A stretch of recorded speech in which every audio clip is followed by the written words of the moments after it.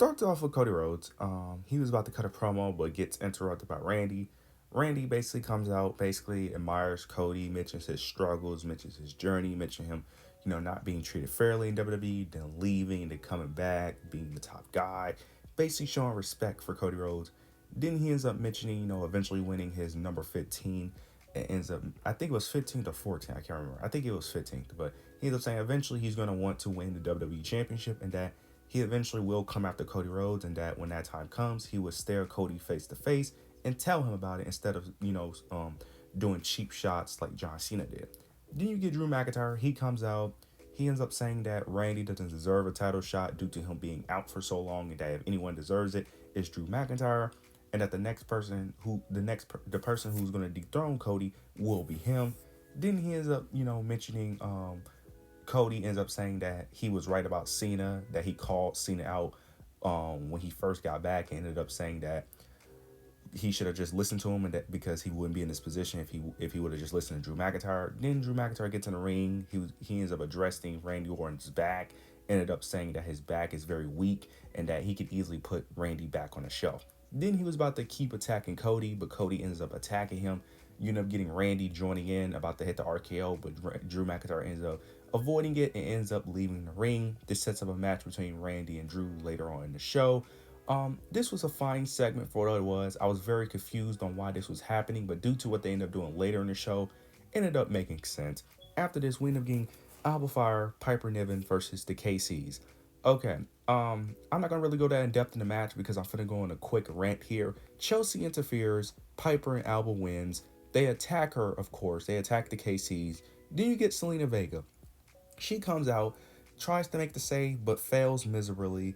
Miserably. I can't even pronounce the word. She fails, basically. She fails, and that's the end of the segment. Now, this match only got started due to the KCs are helping Selena Vega to even the odds against Chelsea Green. Okay. I do not like this, and this is so stupid because why are the KCs helping her? The KCs have been off TV for months. They haven't been used at all. They've been in catering, but now all of a sudden they're friends with Selena Vega, even though they have no prior history with her. That okay, fine. Then this also doesn't make sense because in the segment with Selena Vega literally said in her segment that the next time they face, let's see how she does when the odds are even. They each have three members.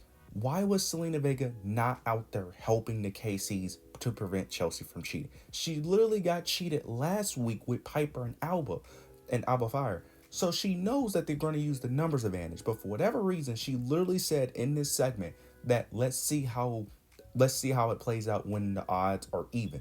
You each have three members. Why was she not out there? But you want the KCs to help you face off Chelsea whenever you get your rematch. That doesn't make no sense at all. If I'm the KCs, I'm mad at Selena Vega. Why weren't you out there? But we're supposed to be out there with you. It doesn't make sense. I don't understand it. Also, I lost all faith in Selena Vega getting a push. Yeah, I lost all faith. The fact that they put the KCs with her tells me everything I need to know because what Triple H typically does with the KCs is that he'll push them for like a good 2 to 3 week stretch and then he'll stop pushing. He does this every time. He did this with Lyra Valkyria. At one point, he did this with Natalia. He does this to me. He does it too many times. He does it too many times. And the fact that the KCs are on they're not even mid carders. They're lower tier mid card. I have no hope. I don't know what Triple H obsession is with lower tier mid card people getting Mania builds. It's getting ridiculous. First, it was with Alpha Academy with Jay Uso. Then it's A Town Down Under with Jay Uso and Gunther. Then now we got this. And then it happens later in the show. I don't understand why are we having low tier, mid tier people in Mania feuds. I don't understand it. It makes no sense because it's like you want us to care, but it's hard to care when you don't push these people. I don't understand. And then I'm gonna go on another rant later in the show because they do the same thing again. I don't understand it. I have no hope for this feud just by the KCs being in this feud because who cares? Like, no offense. Who cares? You haven't promoted them in months, but all of a sudden I'm supposed to care now. Like, I don't get it. I don't understand it.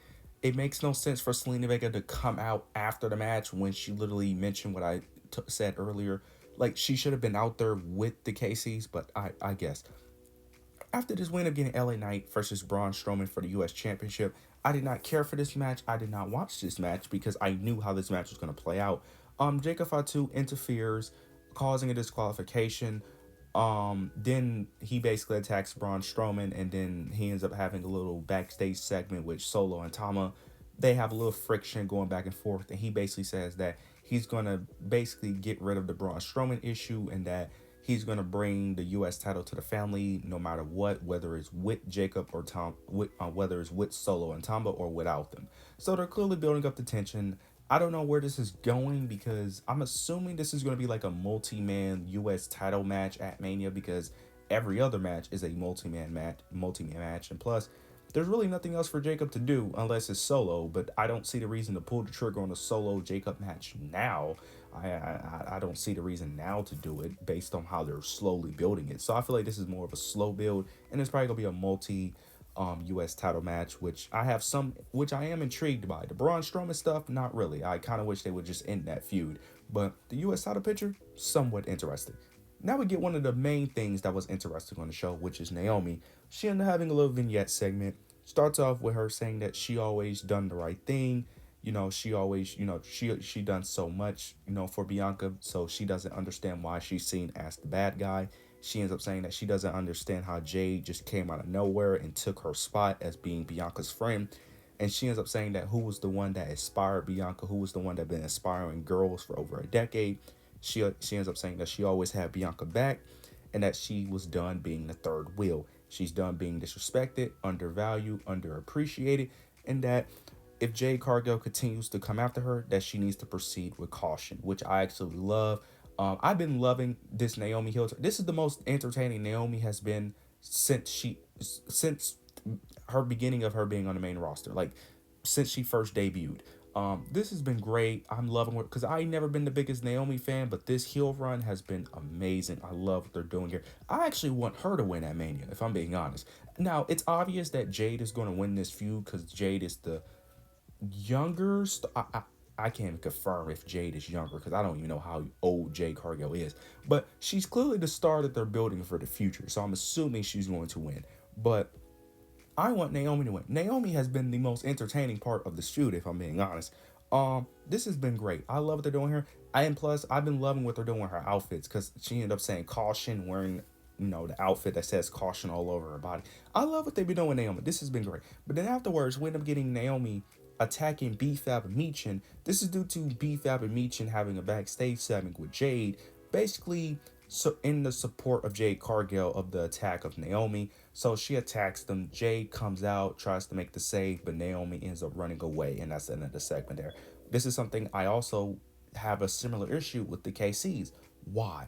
I don't understand why are we having so many lower tier mid card, not even regular mid card people, lower tier mid card people in Mania feuds. It makes no sense due to us having little to no investment because you've done a terrible job building these people up, but all of a sudden I'm supposed to have sympathy for them when they get attacked. No, this is what's supposed to happen. They're supposed to get attacked by Naomi because they suck in terms of their build, in terms of their booking.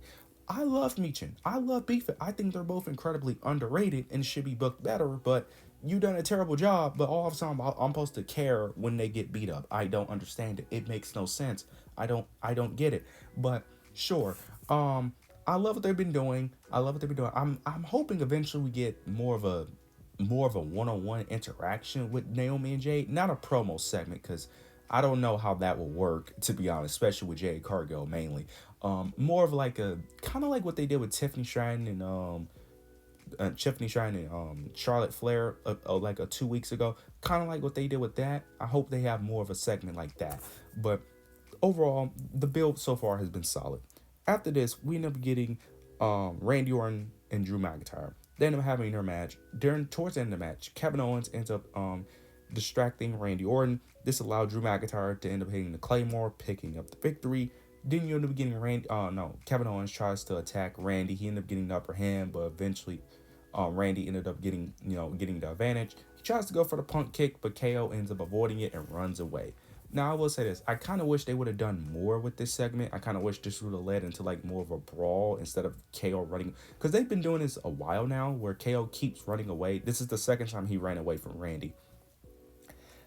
The build, I don't know how to feel about this build because this build isn't bad, but it's kind of disappointing to me. But it also depends on where do you define the build. Do you define the build at the elimination chamber, after elimination chamber, or does this build start all the way back when he first hit the pile driver? So if we're combining all of it, like the pile driver, the limit, then it's a great build. But if we're just talking about after elimination chamber, this build has been decent. It's not bad, but I'm hoping we get more segments with them going back and forth, one-on-one segments, going back and forth, talking, eventually, brawling eventually.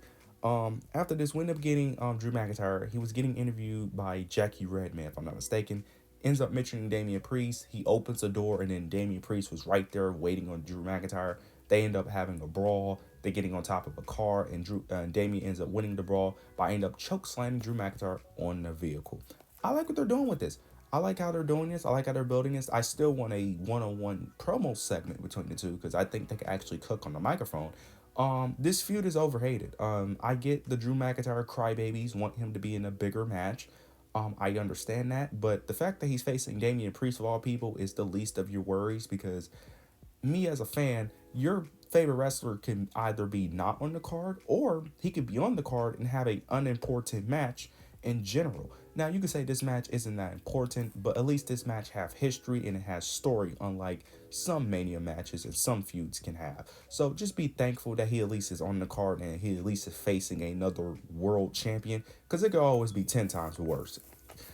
But this was overall, I like what they did here. Now we get the main event, which is the contract signing. Starts off with Roman and Seth, they two in the ring. Seth basically was talking about how they both built the business up, basically improved the business for the better. Roman ended up taking offense to that because he kept saying we.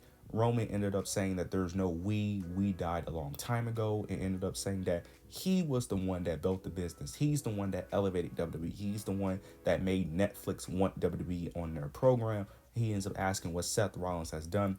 Seth ended up saying that mindset that Roman has is the reason why he constantly wants to keep screwing over Roman. He ends up saying that and he ends up mentioning CM Punk and how he just let him go. He ends up saying that Roman should have attacked CM Punk at War Games and that he should have let Seth Rollins finish the job in the steel cage match. Then he ends up, I think CM Punk comes out afterwards. Yeah, CM Punk comes out. He comes out. He looks at the contract. He's constantly searching through the contract. He's looking for something. Paul Heyman comes and ends up telling him that what he's looking for is in the contract and that he will be closing the show at WrestleMania. He is finally getting his WrestleMania main event. He's about to cry. Paul, is comforting him. And then you get Seth Rollins. He's crashing out. Seth Rollins does not like this at all. He is crashing out. He says he doesn't deserve it. This is all Roman and Paul Heyman's fault. He's crashing out. Then you get Punk. He thanks the fans. He's taking in the moment. Then you get Roman. He interferes and he ends up saying that he doesn't understand why he's thanking the fans, that he should be thanking him, that he's the reason why he's in the main event in the first place, and that you should acknowledge him. Paul Heyman, not Paul Heyman. CM Punk actually does thank Roman. He actually does acknowledge him, and he actually does thank him. But at the end of the segment, he ends up saying that that was not the favor that he is owed. So he is still owed the favor from Paul Heyman, which begs the question, what is this favor? Because we all assume that the favor will be the main event of WrestleMania, but now that's not the favor. I'm more so assuming that the favor is going to be Paul Heyman turning on Roman Reigns. That's the only other favor I can really think of, is that Punk wants his wise guy back. That's the only thing I can think of, but who knows? This now I need to go on a little rant about this whole Mania stuff because I may actually make a video about this, to be honest, about the whole women's Mania situation. But this is ridiculous that people are actually complaining. Yeah, I'm actually going to make a video about this, ranting about it, actually. But it is ridiculous that people are actually complaining about this. I'm going to make a separate video about this, probably, maybe not. But it is ridiculous that people are complaining about this being the night one main event. Now, they didn't specify this is the night one main event, but we're all assuming it is. Overall, this show was good. It was it was a decent show. Mainly Naomi and the ending is what really saved the show. The beginning was kind of shaky in the middle part, but the Naomi in this was solid. But you guys let me know your opinions, thoughts and opinions down below. Make sure to like, comment, subscribe. But yeah, that's it.